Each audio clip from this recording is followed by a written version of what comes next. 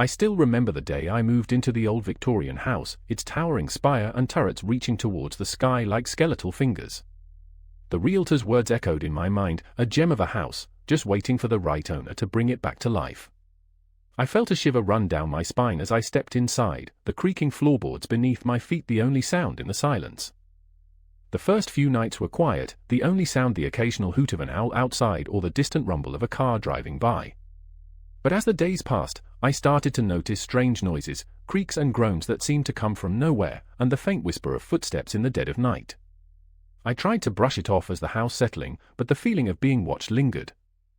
One evening, as I was exploring the attic, I stumbled upon an old trunk buried beneath a pile of dusty boxes. The lid was locked, but I managed to pry it open, revealing a collection of antique dolls and a series of letters tied with a faded ribbon. The letters were addressed to a person named Emily, and as I began to read, a chill ran down my spine. The words were laced with a deep sadness and a sense of foreboding. As I delved deeper into the letters, I discovered that Emily had lived in the house over a century ago. Her words painted a picture of a life marked by tragedy and loss, and I couldn't shake the feeling that I was being drawn into her world. I started to experience strange visions, fleeting glimpses of a young girl in a long, flowing dress, her eyes black as coal. I knew then that I was not alone in the house. The visions grew stronger, and I began to hear whispers in my ear when I was alone. The words were always just out of reach, but the malevolent intent was clear. I knew I had to uncover the truth about Emily and the house, but every door I opened led to more questions.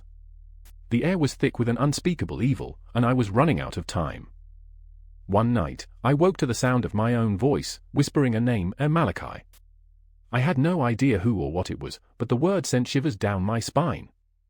As I lay there, I felt a presence beside me, its cold breath on the back of my neck. I knew then that I was in grave danger, and that the house was not what it seemed.